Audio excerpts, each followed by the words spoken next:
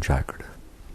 Eventually, you reach a point in your growth where you realize that all you want and the only meaning there is peace. Not peace amongst nations, not peace within families. Peace within your being. If you can't come to peace, you can't bring anything to peace. Peace is a thing. It's a state. It's a reality. Until you know it, you really don't have much to do with it. Peace is not an ideal. It's not a concept. It's not an opinion. It's not an approach.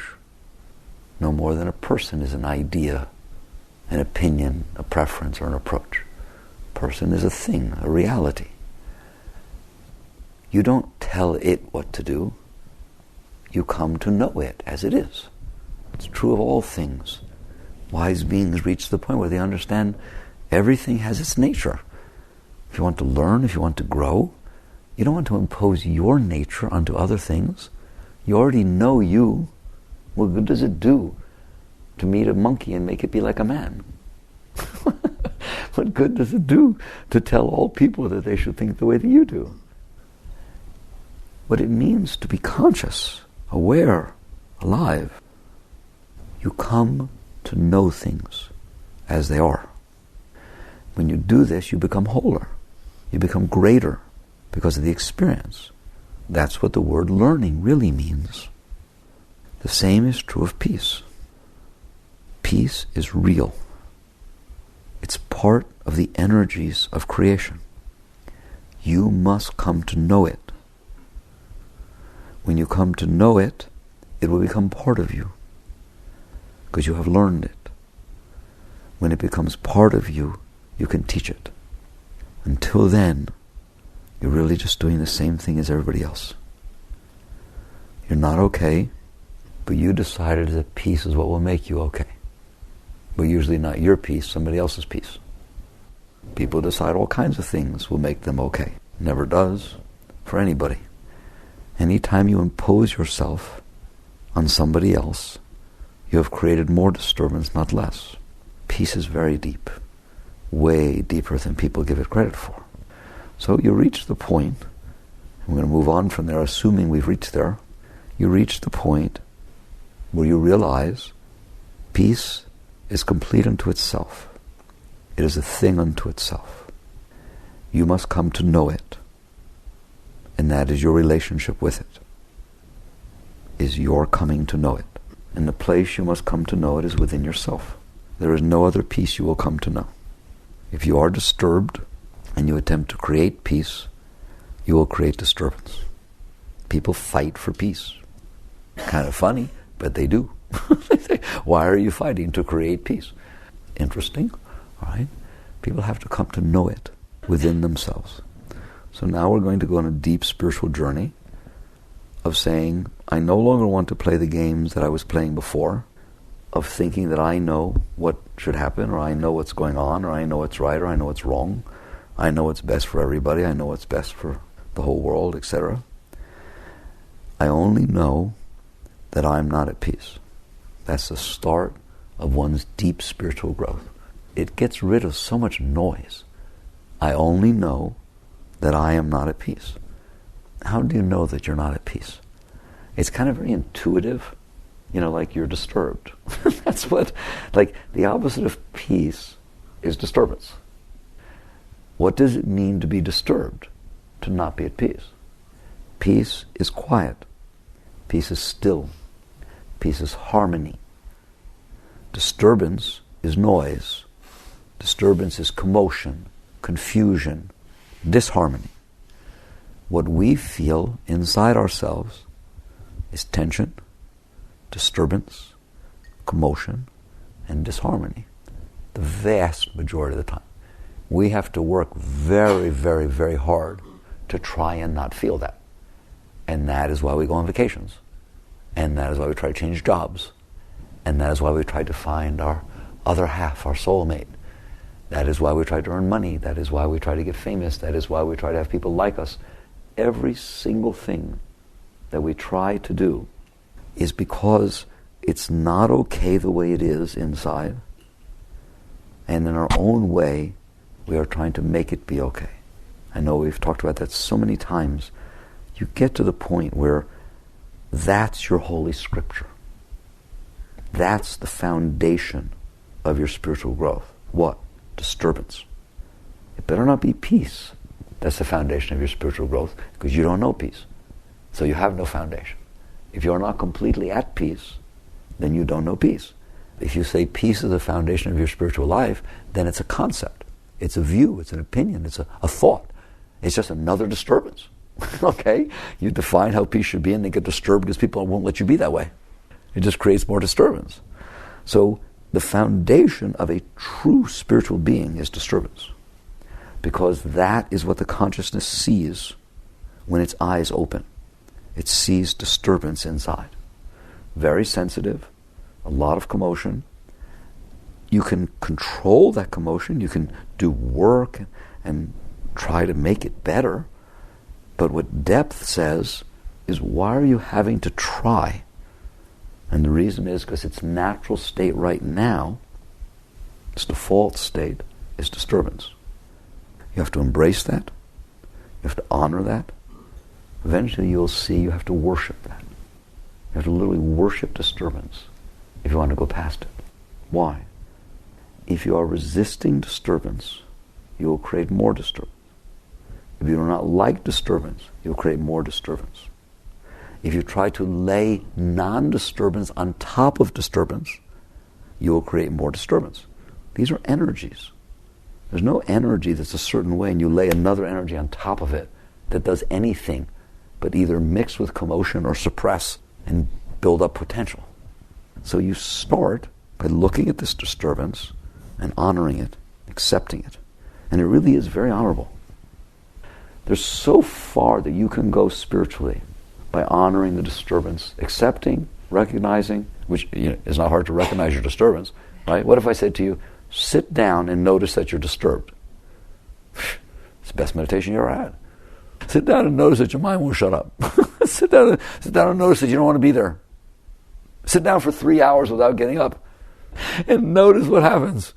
Okay? That's wonderful. That's wonderful. I want you to do that. It's wonderful. So you start by noticing the natural state of how things are right now. If you don't start from the beginning, you're not going anywhere. And nobody wants to start from the beginning, because the beginning isn't where they want to be. And so they want to define where they want to be, and then they want to be there. Well, you skip the journey.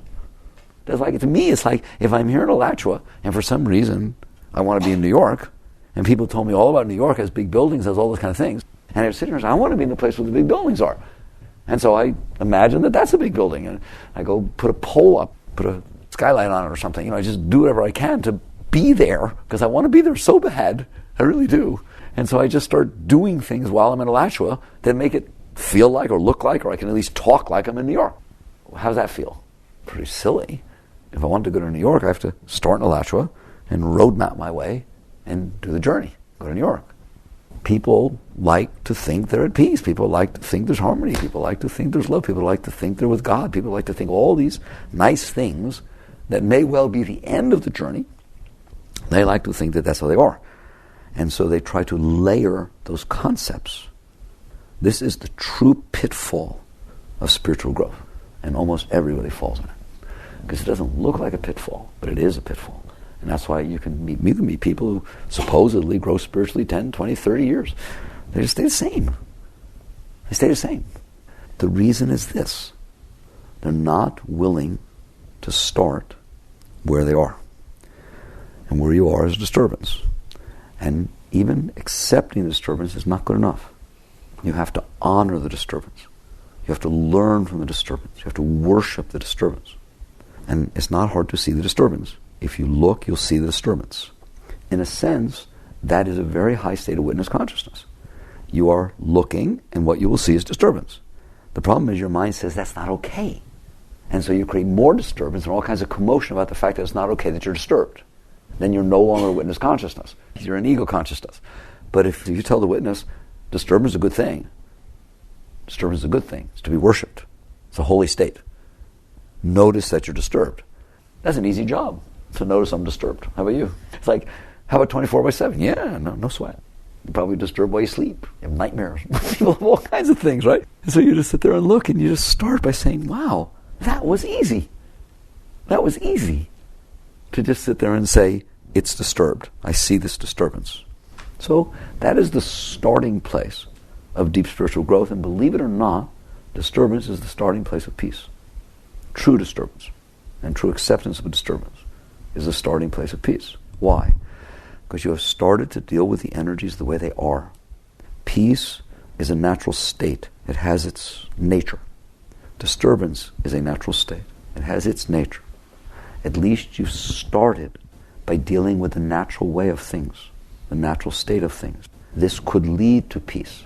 I'm going to say it once more so we don't forget it. If the natural state right now is disturbance, but you paint it white and make it look like peace, and struggle creating more disturbance, and put concepts on top of itself, and try to be that, you will never get to peace. How could you? There's no natural evolution of energies going on. There's a suppression, there's a falseness that's been put there. So how does one grow spiritually if they understand these things? How does one get to peace? To truly know peace, to become peace. You know peace when you become peace. You look at these energies, and the first thing you're going to have trouble with is that you don't want those energies like that. I don't want to be disturbed. How about you? I don't want to be disturbed. If somebody says something to me that's insulting, I don't want to be disturbed. Okay? If something happens that isn't what I wanted to happen, no. I don't like it. How about you? I don't like it. If I want something and I can't get it, I don't like it. If I'm afraid of something that is happening, you don't like it. So you start to understand the nature of disturbance. And that's a very, very great thing. What I like as we talk like this is it's so easy. I mean, sometimes people say, I don't understand. You can't not understand this. Right? It's like it's just right in your face all the time.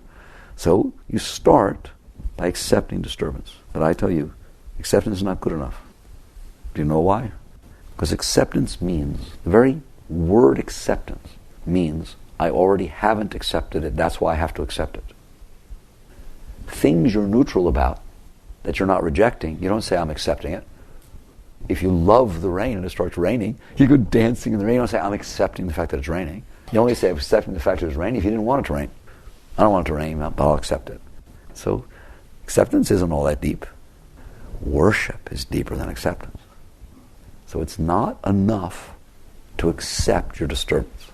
I want you to worship your disturbance. I want you to be happy that it's there. I want you to welcome it like you welcome the rain when it falls. I want you to understand it's your teacher. It's so beautiful once you cross over like that, because then you're not fighting with yourself. You're just the consciousness, aware of the nature of how things are now, and completely loving, honoring. You wouldn't change it for the world, period. You're not embarrassed by it, you're not ashamed of it, it's not wrong, it's not anything. It's just, I get to see these energies. In other words, be here now, all right? Just see it the way it is. It will take a while to even get past the starting gate, because you will see that the depth of your resistance to disturbance is what is keeping you from being able to grow on this path. You are so disturbed by disturbance that you won't remain the witness of disturbance. You know, the masters always use this analogy. They would talk about a mirror-clear lake. Just that you can see reflections of your own self. It's so absolutely still. And then a leaf falls in the lake, and it creates ripples. That's a disturbance in the peace. The peace is there's no energies that are creating any disharmony. There's total stillness. Mirror clear. Leaf falls, rock falls, anything happens. The minute it hits that, it's going to create the ripple. If you like the peace, you like the mirror still, then you're going to be disturbed by the disturbance. I don't want that leaf in that water. I don't want those ripples. Now there's two disturbances. There's the leaf that fell into the water creating a disturbance in the stillness, and there's you not liking the fact that there are ripples in the water. You've doubled the trouble. You didn't make it any better by not liking it. Plus, the second thing you're going to see is if you don't like it, if you have a preference and you don't like those ripples, you don't like that disturbance, you will try to do something about it. These are the two very deep natural tendencies that you'll see in your personal self. It makes preferences. It creates duality. I like it, I don't like it, and so on. And then when it doesn't like something, or really, if it likes something or doesn't like something, it does something about it. There's not a thing that you like that you don't want to do something about. If you like something, you're urged to do something about it. I'm attracted to somebody. Let me call her. You can't even sit still. If you don't like something, you want to do something about it. I'll move. I don't want to see the person anymore. They scare me. I don't want them to know where I live. And I'm going to get an unlisted phone number. And what do you think I should do? What are all the things I should do because I don't like it or because I do like it? Do you see that? So the fact that this leaf fell in the water, let's get to the punchline. The leaf fell in the water. If you just sat there and honored the fact that leaves fall in water and they create ripples, what's going to happen next? No ripples. All by his little self. Right? There'll be no ripples. But if you're there having your meetings to figure out what to do about those ripples, you might decide that the thing to do is to build a long catcher, like a pool cleaner, and catch the leaves before they fall in the water.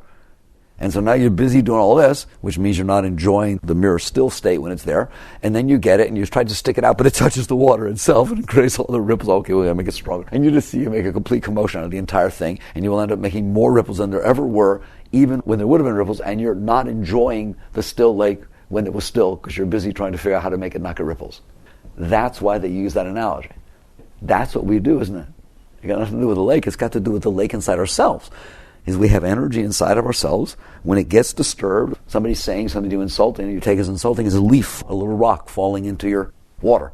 Something happening, anything, causes these ripples to happen inside.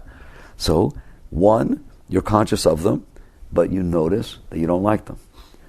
My experience is, and your experience is, that the moment you don't like something, or that you do like something, the moment you got something going about those ripples, you're going to try and do something about it. And trying to do something about it means only one thing. You're going to leave the seat of self in order to do something about it. When you honor the disturbance, you are able to remain within the seat of self and notice the disturbance. You're honoring it, you're worshiping it, it's beautiful, it's part of creation. Oh my God, I get to be disturbed. Wow. It's time to be disturbed. For everything there's a season and a time for every purpose. And I get to see this one now. This is the time. So there you are. You don't have to go anywhere. There's nothing to do. Quiet, non-quiet, same. You're there, and because you didn't define it as not wanted, or even I'm going to learn to accept it, because learning to accept it is just something else to do. What are you doing? I'm working on accepting it. No, too late. You already fell into the water. So, you sit there, and it will take you time, but you can learn this. You sit there, and you see disturbance, and you honor the disturbance. You honor the disturbance. Because you honor it, you have not defined it as right or wrong or good or bad. Because you have not defined it as right or wrong or good or bad, you don't either like it or not like it. Therefore, you will not find the tendency to do something about it. It'll take a while. At first, I want you to see the tendency to do something about it. I want to see how much you want to just go in there and make it stop. Or grab the person who said the insulting thing so that it's the same thing. Whether you grab the disturbance, i.e. try to catch the rock before it falls in, or the example I like the most is a leaf falls in the water, you get some ripples, I'll get that leaf and you jump in to make the ripples go away. How'd that work out? That's what we're doing. The disturbance goes that we don't like it, so we jump in. Our consciousness jumps in, and it creates 1 billion times more disturbance than there was to start with. And then, whether you're out there trying to grab a hold of the disturbance or grab a hold of the person who caused the disturbance, either way you're trying to manipulate the situation so that it's not happening. That's all I can tell you. You're trying to control the situation because you can't handle the disturbance. That's all it boils down to. You are trying to change people, places, and things because you can't handle what happens inside of you when they're the way they are. And I'm telling you, you can't change anything until you can completely, totally handle the way everything is. You can't handle yourself, so you're insisting everybody else change. That energy doesn't bring about peace. It brings about disturbance. That energy was seated on disturbance. You couldn't handle it.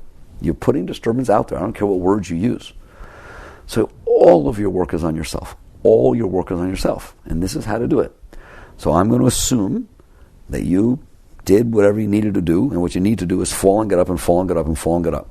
That's how you do it, right? You sit there and say, I honor the disturbance, and you find yourself yelling at somebody because they disturbed you. And so you sit there and say, oh my God, that didn't work out too well. And then you get up. And then next time the disturbance happens, you're a little more inspired to leave it alone, right? Or the first time you'll yell at somebody and everything get much more restrained. Oh my God, I wasn't supposed to do that. Okay, very good. So now another disturbance will happen. You'll sit there and say, I'm not going to do this. I'm going to push it away. I don't want this disturbance inside of me. And then it'll get all suppressed and you'll get stomach aches and you can't eat and sleep at night and all kinds of fun things happen when you shove the disturbance down inside of you. More disturbance. And eventually, I don't know how long it takes. You have to tell me. Eventually you'll notice it doesn't work. It doesn't work to try to manipulate the outside so you don't get disturbed and to try to suppress the disturbance inside so it doesn't bother you. Better to honor the disturbance. Better to be completely and totally comfortable with the fact that there is disturbance inside. Now, because you're that way, you don't need to leave the seat of self to mess with the disturbance. All right? You've come a major step closer to peace. But we weren't talking about peace, we were talking about disturbance. That's how you come to peace. You come to peace by worshiping and honoring and working with disturbance. Otherwise, peace is a concept. Peace is the state that remains when disturbance is no longer getting disturbed. It's just like the ripples when you drop the leaf in the water. Stillness is the state that ends up when you leave the ripples alone. They come to their natural state of peace. When you keep trying to touch them and stop them and jump in them and, right, then disturbance will never go away. All right, so now we're sitting there. Things happen outside, things happen inside, and we become pretty accustomed to noticing that we are one seriously disturbed person. You no longer say, oh, he's really disturbed, because you're talking about yourself. You just notice in there, this is one seriously disturbed person. But it doesn't matter. It's beautiful. It's good. How you like that? I would love that you could just look at it and say, I love it. It's exciting. It's entertaining. All right. Now, once you get to the point of major breakthrough, once you get to the point where you honor the fact that there is disturbance in there, and you are just totally comfortable with it, it's fine, doesn't make any difference how long it stays, whether it comes, whether it goes. You, the observing self, objectively observing self, are perfectly comfortable observing disturbance. You have to get there. Do you see why? Otherwise, you will never go past disturbance. If you can't handle disturbance, you will try to do something about it. And what you try to do about it will create more disturbance. Now, can I just stop for 1 second and look at you and see if you understand that? I'm talking about deep spiritual growth. You will never go to the next phase. There is no other way to get to the next phase until you're completely comfortable with no matter how much disturbance there is inside. So what difference does it make if a small leaf falls in or 20 rocks fall in? It's just ripples in water. They're going to go away, aren't they? Right? That's their nature. All right? So remember that. Don't ever forget that. If you leave disturbance alone because you are completely comfortable with it, it will come and go. If you do not leave disturbance alone because you are not comfortable with it, it will never come and go.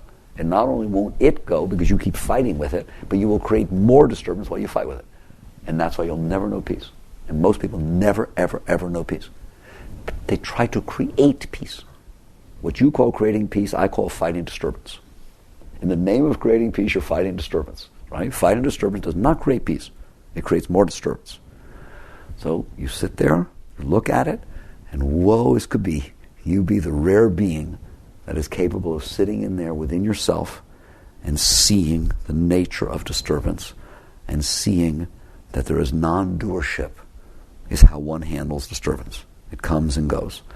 It's not that different from Christ's teachings, which is amazing, because it sounds so different. It sounds more Zen, but it's not. And Christ said, but I say unto you, resist not evil. In other words, even the darkest of forces, if you fight them, they stay. If you release them, they go. So this state of acceptance, complete, utter acceptance, complete worship. And I say worship because I want to just play with it. Next time you say, let's say your heart gets really disturbed, right? Your first reaction should be, oh boy, I like that. I don't care what it takes. Say that. Like, oh boy, look, I get to have that. This is going to be fun. Better set up camp. It usually lasts a week. It's like, wow. Or somebody says something to you really bad, right? And then you say, oh my God, now every time I see that person for the next week, they're going to have a heart attack, right? Oh boy, this is going to be fun. Okay? And just have fun with it until it's fun. It's as simple as that. All right, let's say you're there. I want to go on. You're there. You honor and worship disturbance's right to be, including inside of you, especially inside of you.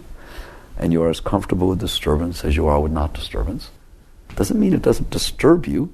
And see, that's so silly. But I understand, Mickey, if it didn't disturb me, I'd be fine. No, it wouldn't be disturbance if it didn't disturb you. You understand? That's why it's called disturbance. I don't mind if you throw water on me as long as I don't get wet. No, it's disturbance. You have to be comfortable behind it. The self is comfortable with disturbance because it is just something it's seeing. All right, now what happens? What happens is really very, very beautiful. It's amazing what happens. You will start to notice that disturbances don't stay. They're very quick. Ramakrishna said, a saint's anger or disturbance is like riding on water. Ever try to ride on water? You can ride on water. It doesn't stay very long. Right? Stick your finger in. It's right? The moment you start to write one part of the A, the letter A, there ain't nothing there. Isn't it neat how to use these analogies? And Ramakrishna literally said that. He didn't say a saint doesn't have anger. He said a saint's anger is like riding on water. Okay? Well, so is a saint's disturbance. As soon as it moves, it's gone.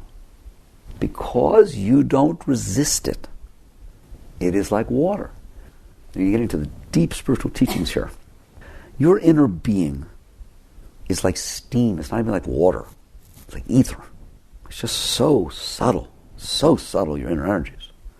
When these energies come in and make vibrations inside of you, they just go right through. There's nothing. It's so subtle, it's ridiculous. But because you use your will to focus on them, to control them, you create ice where there was steam or water. You're creating this density that's inside of you because of your resistance. If I take steam and I lock it inside of a container so that it doesn't have the freedom it needs to pass, what happens?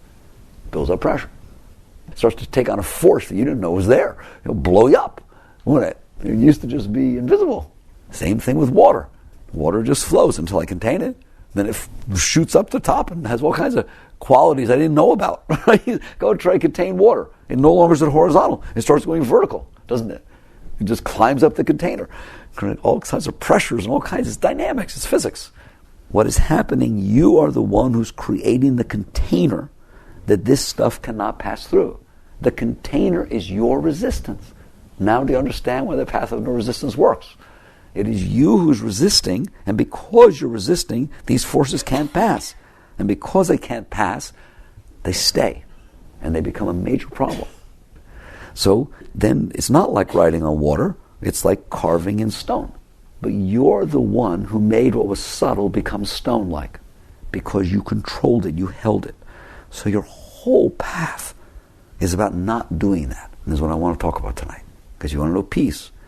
Isn't it funny how you just don't talk about things as deep as peace head on? I want you to visualize containers containing forces versus no containers and there being forces. It's a big difference. Any force can pass if there's no resistance. It just passes. Doesn't matter what it is. It just passes. No matter how subtle the force, if you contain it enough, it becomes dangerous. It becomes powerful. It takes on all the dynamics. That is the difference between peace and disturbance. It is not the force itself that determines whether there's peace or disturbance. It is the resistance to the force that determines whether there's peace or disturbance. If you, and you know who you are in there, if you don't decide you don't like something, you won't handle something, you're going to resist something, and there is no resistance. You are the only resistance. Your will, your volition, your judgment, your resistance, you in there. Hear me? You who doesn't want to handle it, that's you pushing it away. That's resistance. It is your resistance that creates non-peace. It's not like water, where water has a property and a leaf falls in it, it's going to make a ripple. There's nothing in there. Hear me? You're empty in there. The natural state inside is the Zen void. It is the emptiness. It is you who I'm talking to, you who's in there, that is pushing things away and controlling things. And those efforts of resistance and control and force are what lock the energies inside and make them more solid, and therefore make things last and make the ripples stay and make resistance be.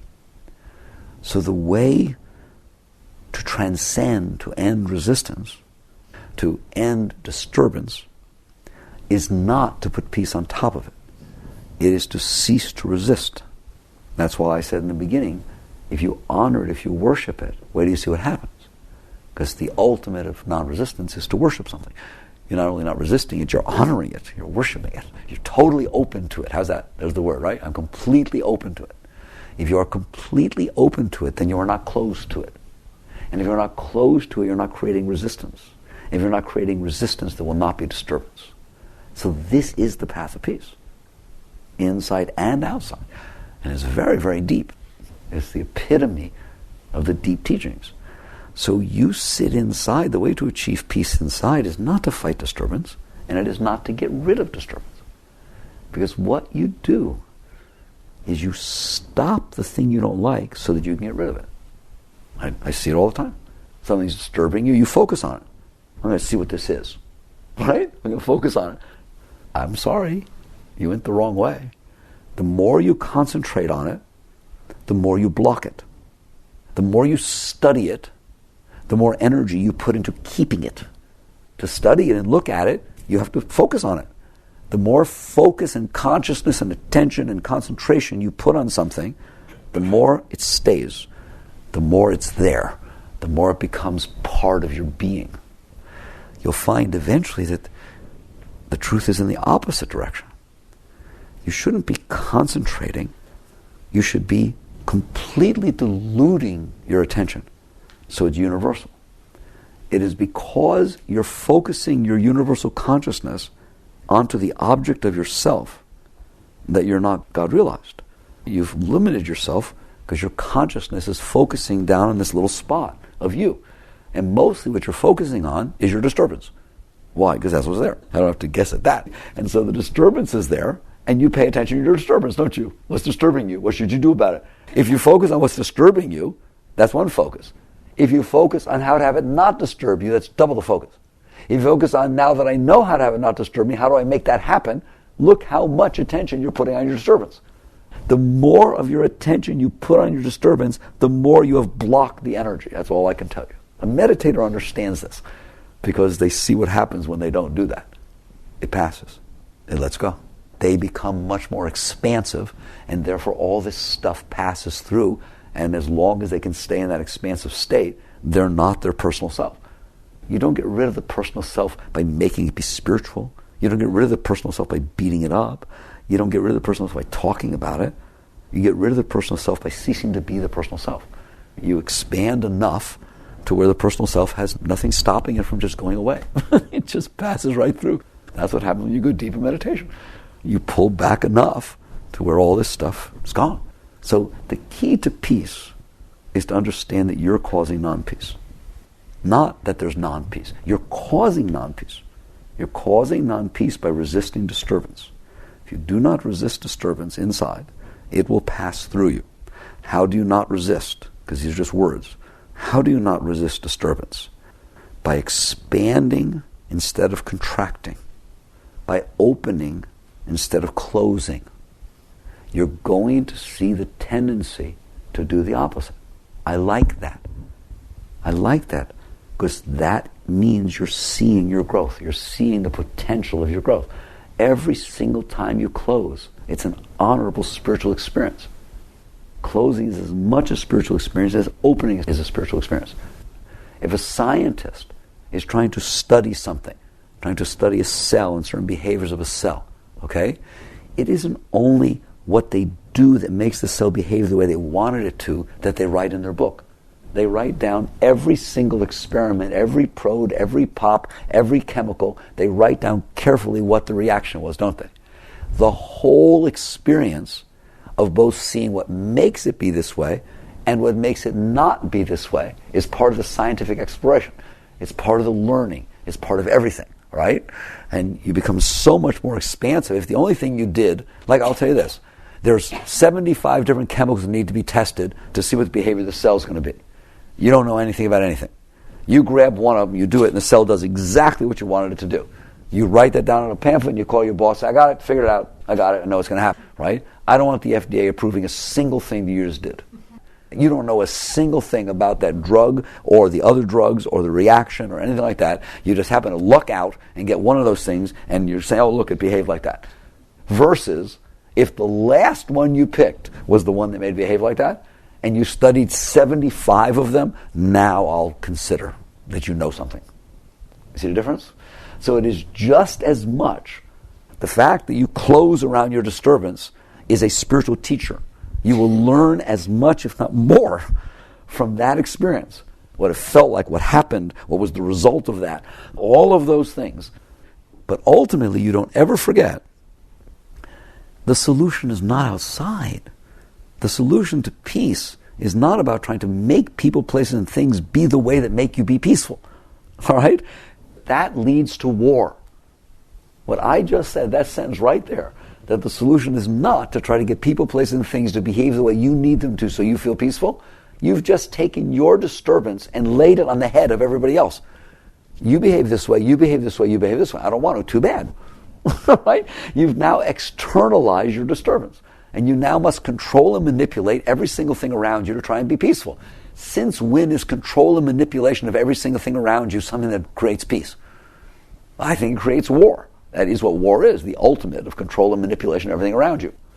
So you sit there and you realize it is not about controlling the environment so that I feel more peaceful. I'm not interested in that. I don't want to know what will make me peaceful. I want to know why I'm not peaceful. That's how a yogi works. And I know why I'm not peaceful. I'm not peaceful because I have artificially created a container to hold the energies as they pass in me. And I've now got wind caught in a tunnel. Wind is beautiful, so it's caught in a tunnel. It can be very destructive. All right? It's the same force. It's because it's contained. This whole thing about containing a force. This is what peace is about. Peace is about not containing a force. If there is no resistance at all, then there is just harmony passing through nature. And that in and of itself is peace. There's no resistance. There's no, oh my God, it's unbelievable. Aside from that, watch what happens. For some reason, we have gotten into this habit of resistance. We are controlling and resisting. The act of controlling and resisting creates a very, very small space for the universe to pass through us. And in fact, it doesn't pass through us. All kinds of disturbance goes on, all right? When you see that your growth at all times is about letting go of your resisting these energies. It's not about outside causing the energies. It's not about the energies passing through you. It's about you resisting the energies, you containing them. You do not want to contain them. Anything in the world, there's that whole story of, the Eastern teachings of Zen, that the biggest hurricane in the world cannot hurt a blade of grass, but it can knock down the biggest, strongest oak tree that ever was. When there is non-resistance, there is harmony, there is peace. Blade of grass doesn't mind the hurricane, doesn't even know it was a disturbance. It kind of felt good. Answer, my friend, is blowing the wind. That's what it's like to a blade of grass. He's just having a good old time. You know what I'm saying? Right? That oak tree's trying to hold on with everything it's got, and then it gets ripped out by the roots. Don't be the oak tree. Inside your work, if you wish to achieve peace and to know peace, is to remove the boundaries, the barriers that stop the energy from passing through you. Disturbance is because energies can't pass. Peace is because energy can. And you'll get to that point. You'll see that. And now, no matter what happens outside of you, you will take the position of non-resistance. You will just sit there and not care what happens, you'll literally reach the point, I don't care what happens. Not that I want to not care. I don't care what happens. Because to care what happens costs me the only thing that I care about, which is my peace. Now, there's two sides to what happens when you see yourself as the container. That's what I want you to see. Your will, your consciousness, your focus. That's what creates containment. You don't want containment. Not only when you cease to create containment does the energy pass through you and therefore there's no disturbance, but you don't have to be here anymore. You're here now because you're attempting to control the energies. Your act of controlling is creating disturbance, which causes you to control more, and the whole fall from the garden takes place. If you understand I'm letting go, and then the energies start to pass through, the combination of less disturbance, because the energies are passing, and your soul realization that I was causing the problem. There is no problem. I don't need to be here. Permit you to go into the deeper states. The only way you can go into the deeper states is if you don't need to be here. You can't need to be here plus not be here. You have to be willing to let go at the deepest state. So this is peace. Peace is a natural state. Disturbance is a natural state. What is the difference between the natural state of peace and the natural state of disturbance? Is it that there are energies? No. There are energies in peace, tremendous energies in peace. And there are energies in disturbance. They happen to be the same energies. All there is a universe worth of energies. If it's true peace, it better be able to incorporate and encompass the entire universe. So what is the difference between peace and disturbance? Blockages. I use the word containment. That's the word I want you to use. Very Zen. Containment. Who's creating the containment? You are. This act of will, this consciousness, who's watching, but is watching in order to control, is watching because it's not comfortable, is watching with an eye of judgment. Understand that? That's how you watch, don't you? You watch to see what's going on that could bother you.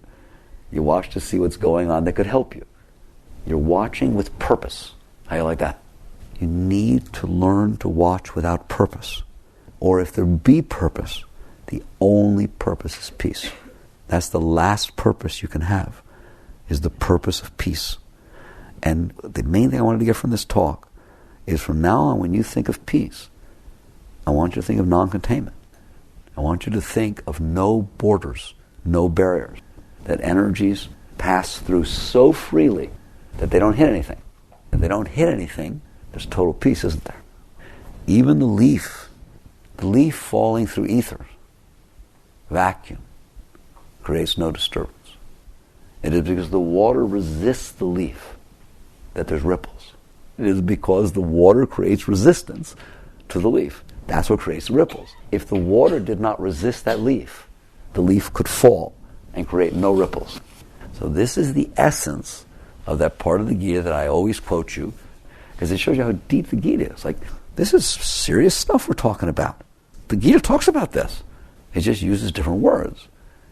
In the Gita, it talks about transcending the qualities of nature, transcending the gunas, tamas, rajas, sattva.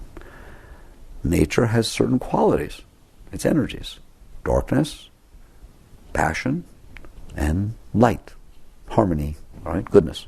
These are the yin and the yang of nature. There is a person, Krishna says to Arjuna, there is such a person who has transcended these qualities, who has gone beyond them, all right?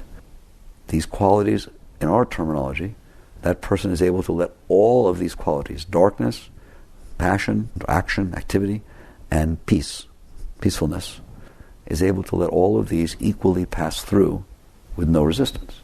That's the teaching of the Gita. That's what we just talked about, isn't it? Right? No containment. So Arjuna turns to Krishna, and my favorite part of the Gita, and he says, Krishna, how will I know him? He who has gone beyond, transcended the qualities of nature. Sits he, walks he, talks he like any other man? And Krishna says to him, Oh Arjuna, you will not know him that way. the one who has gone beyond. He sits, he walks, he talks like any other man. If you would know him as such. When goodness comes, he lets it come. And when it departs, he lets it depart. When darkness comes, he lets it come. And when it departs, he lets it depart. He walks like a stranger, a sojourner, in the midst of these qualities of nature. Very much like all the rivers and streams of the world pour into the ocean, but the ocean doesn't overflow its bounds, so this world of sense pours into the yogi, leaving him as they found him, serene, content, at peace. Is that not what we talked about? That the true state of peace, the highest state, is that all the energies can pass through. Not that you're filtering them out and only taking the good ones and making sure you don't get the other ones. Right? Amazing that the scripture actually teaches this, all right? That all the energies of nature can come in and pass in, and they have no effect. They have no effect.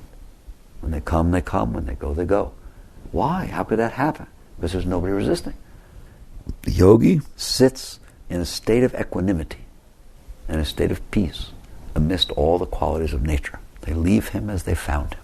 So the only way you're going to do that is if you're not there. There is no you there touching this stuff. It just comes and goes. And you're free to come and go. What is left is peace. That's peace. And a being who has achieved that state spreads peace. Truly spreads peace. So, basically, you have to decide, what do you want to do with your life? If you want to do something meaningful with your life, you create the rarest thing that could walk the face of this earth, which is a vessel for peace. You let God be here instead of you. How?